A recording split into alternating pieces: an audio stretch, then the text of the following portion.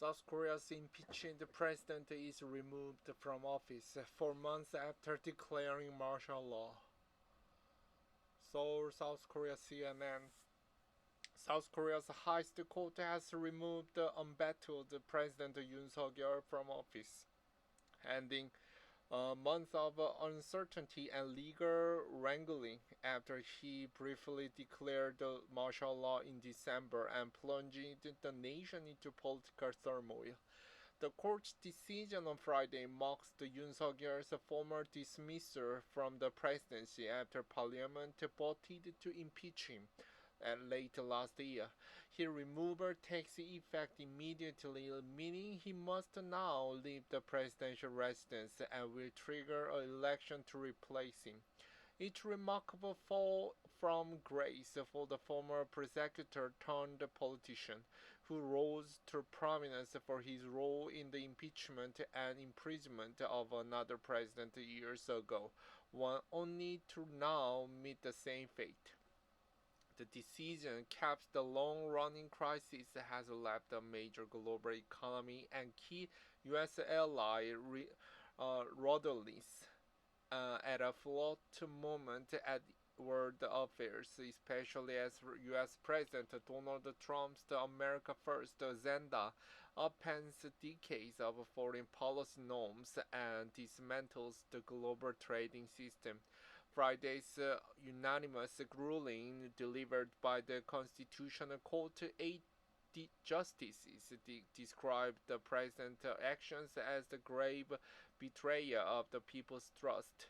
In a scathing rebuke, the court's acting head Judge Moon Hyung-bae pointed to the chaotic night of December 3rd, when the president sent troops to parliament and ordered the soldiers to drag out lawmakers, noting that such actions cannot be justified.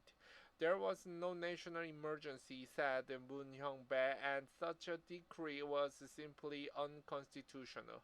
In a separate criminal trial, Yoon Suk-yeol was arrested in January on charges of leading an insurrection, then released in March after a court cancelled his arrest warrant, though it did not drop his charges. Yoon Suk-yeol thanked his supporters, saying it was the honor to serve as a leader and that he was sorry for not being able to meet your expectations following Friday's ruling, which was met with mixed reactions across the South Korean capital. Yoon Suk-yeol's opponent exploded in celebration and jubilation outside the court, waving flags and dancing to music. Many have been afraid that if he were reinstated, he could declare martial law again. But the mood was more still and somber outside Yoon Suk-yeol's official residence, where his conservative supporters had gathered. A representative from his ruling party said they would accept the verdict and serve the people. The issue has been hugely divisive, with major crowds taking to the street both for and against Yoon Suk-yeol's removal. Police ramped up security in the capital ahead of the verdict, setting up barriers and checkpoints and warning against any violence.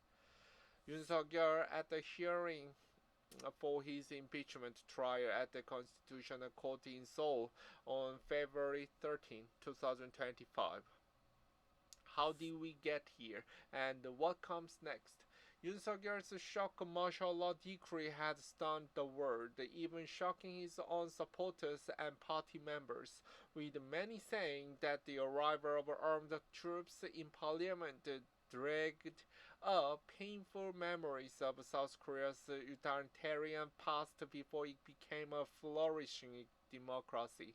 Yoon Suk-yeol made the declaration in the surprise late-night address on television, claiming it was justified by political deadlock and threat from anti-state forces sympathetic to North Korea. A panicked flurry ensued, with angry protesters flocking to parliament in the dead of the night as lawmakers pushed past soldiers to convene an emergency vote.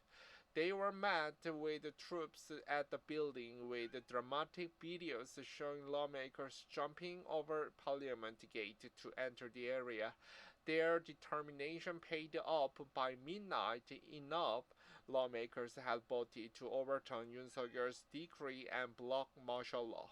In the end, the decree only lasted 6 hours.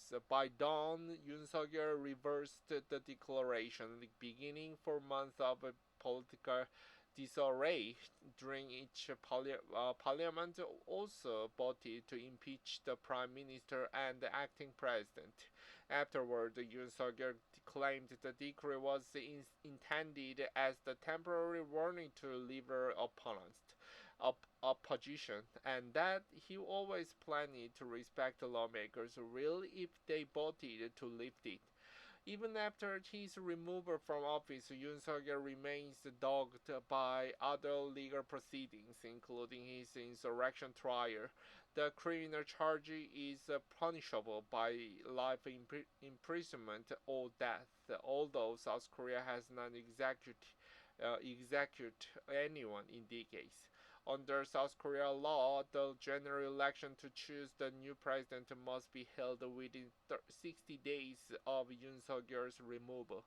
One potential candidate for the country's next president is opposition leader Lee Jae-myung, a former lawyer and lawmaker who narrowly lost to Yoon Suk-yeol in the 2022 presidential election. After the court verdict, Lee Jae-myung thanked the people who protected the Democratic Republic of Korea and said they would work to restore the country's peace and economy, and to ensue something like this never happens again. Acting President Han Duck-soo, who assumed the top office after Yoon Suk-yeol's impeachment, also vowed to ensure national security and to carry out the next election following the constitution and the will of the people who were sovereign. Fall from grace. Before taking office 2022, Yoon Suk-yeol was the star prosecutor and key figure in the sweeping investigation of South Korea's last impeached president, Park Geun-hye. Park Geun-hye was removed from office in 2017 and sentenced to prison for corruption and abuse of power in 2018. Yoon Suk-yeol is now the second president to be ousted by the Constitutional Court and the shortest-serving elected leader in the nation's democratic history. The swift series of events marks the dramatic decline for Yoon Suk-yeol, who was once touted as the key ally by former U.S. President Joe Biden. During the White House State Dinner in 2023, Yoon Suk-yeol stood as the honored guest and sang Don McLean's America Pie to the delighted audience. Yoon Suk-yeol's serenade was meant to showcase his easy rapport with Washington, reinforcing Seoul's strategic ties with the U.S. His critics, however, saw the moment as the odd distraction from pressing domestic concerns.